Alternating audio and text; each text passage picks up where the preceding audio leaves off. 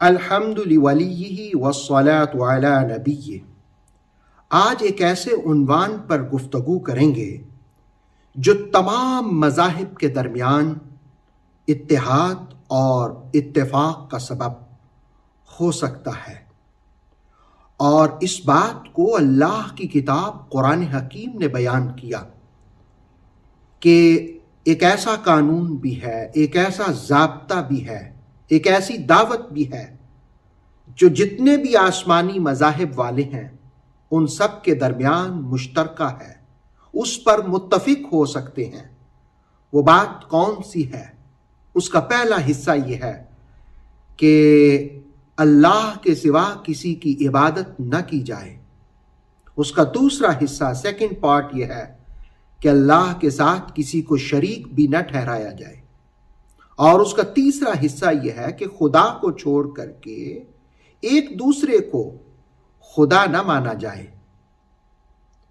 اور پھر اس آیت کے آخر میں یہ بات کہی کہ اگر آسمانی مذاہب کے ماننے والے جن کے پاس آسمانی کتابیں آئی ہیں وہ ان ضابطوں کو نہ مانیں، ان سے روگردانی کریں، تو اے کتاب مجید پڑھنے والو، تم گواہی دو، تم علی اعلان کہہ دو کہ ہم تو سر تسلیم خم کرنے والے ہیں، ہم تو اللہ کی بات کو ماننے والے ہیں، ہم تو مسلمان ہیں۔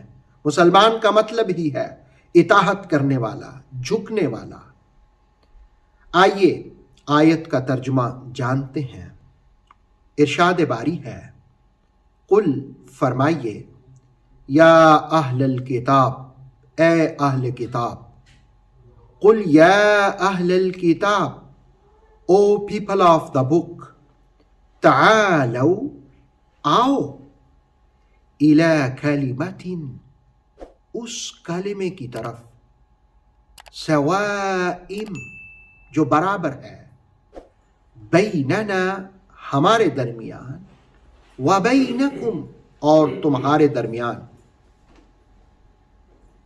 تعالوا إلى كلمة سواء بيننا وبينكم، come to that matter which is common between us and you، ألا نعبد إلا اللہ، یہ کہ اللہ کے سوا کسی کی عبادت نہ کی جائے، اس کے سوا کسی کی ورشپ نہ کی جائے۔ ألا نعبد إلا اللہ، namely that we shall worship none other than Allah۔ یہ پہلا حصہ ہے اس کا کہ جس پر سب متفق ہو سکتے ہیں کہ اللہ کے سوا کسی پر کسی کی عبادت نہ کی جائے۔ سیکنڈ، وَلَا نُشْرِكَ بِهِ شَيْئًا، اور اس کے ساتھ کسی کو شریک نہ ٹھہرایا جائے۔ وَلَا نُشْرِكَ بِهِ شَيْئًا، and we shall not associate only partner with him، اس کے ساتھ کسی کو پارٹنر نہ بنایا جائے، شریک نہ ٹھہرایا جائے۔ وَلَا يَتَّخِذَ، اور نہ بنایا جائے، بعضنا بعضا، بعض بعضوں کو، ارباباً، رب، لارڈ، خدا، من دون اللہ، اللہ کو چھوڑ کر۔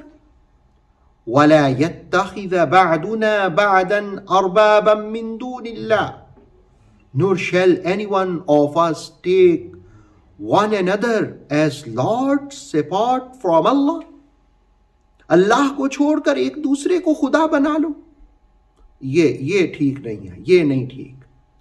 فَإِن تَوَلَّوْا، اگر وہ روگردانی کریں، then if they turn away، فَقُولُوا اشْهَدُوا بِأَنَّا مُسْلِمُونَ، تو آپ کہیے، فَقُولُوا، کہیے، سے،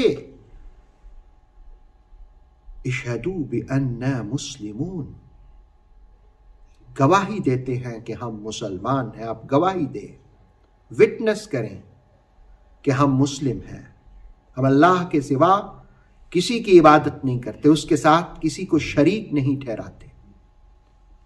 یہ ہے وہ 3 ضابطے جو سورہ آل عمران کی 64 نمبر آیت نے بیان کیے جو تمام آسمانی مذاہب کے درمیان مشترک ہیں، اور اس پر سارے متفق ہو سکتے ہیں، اس ضابطے پر کہ اللہ کے سوا کسی کی عبادت نہ کی جائے، اس کے ساتھ کسی کو شریک نہ ٹھہرایا جائے، ایک دوسرے کو خدا نہ بنایا جائے۔ یہ اہل کتاب کا خطاب کس سے ہے؟ اس پہ امام رازی نے تفسیر کبیر میں لکھا کہ یہ مدینہ کے وہ لوگ جن میں ابو رافع، حیی ابن اخطب اور کعب بن اشرف وغیرہ یہود شامل تھے، انہیں دعوت دی کہ آؤ ایک مشترکہ کلمے کی طرف۔ اور جلالین، کمالین اور تبصرہ نے یہ لکھا کہ اس کا نزول کا پس منظر چونکہ نجران کا وفد ہے، تو ان کو مخاطب کر کے تو یہ کہا گیا کہ اے اہل کتاب۔ اور تیسری بات تفسیر تبصرہ نے صابونی کے حوالے سے بہت پسند کی کہ اس سے مراد تمام اہل کتاب ہے، اور جتنے بھی کتاب والے ہیں ان کو قرآن نے مخاطب کیا اور مخاطب کر کے کہا کہ کل یا اہل الکتاب، آؤ ایک ایسے ضابطے کی طرف اے کتاب والو جو سب کے درمیان متفق کا ہے۔ قرآن حکیم کا یا اہل الکتاب کہہ کر کے خطاب کرنا داعین اللہ کو یہ بات سکھاتا ہے کہ کسی کو فکری قریب کرنے کے لیے آپ اچھے لقب سے نوازیں، اس کو برا بھلا نہ کہیں، گالی گلوچ نہ دیں۔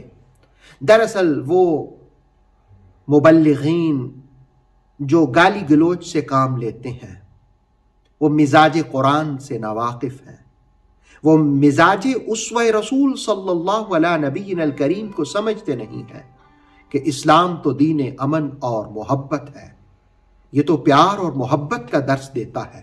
اب دیکھیں کہ اس آیت میں تمام آسمانی مذاہب کو دعوت دی کہ آؤ ان مشترکہ باتوں کی جانب اسی پر متفق ہو جاؤ تاکہ دنیا کے اندر فساد نہ ہو، امن ہو، محبت کا اور بھائی چارے کا دور دورہ ہو۔ اللہ رب العالمین ہم سب کو کتاب مجید سمجھنے کی اور اس پر عمل کی توفیق عطا۔ اوتھینٹک اسلامک نالج کے لیے نور وحی یوٹیوب چینل کو سبسکرائب کیجئے، بیل آئیکن کو بھی لازمی پریس کریں۔ نور وحی کے فیس بک پیج، ٹک ٹاک اور انسٹاگرام کو بھی فالو اور لائک کیجئے تاکہ ہماری ہر نئی آنے والی ویڈیو آپ تک بر وقت پہنچ سکے۔ Thank you.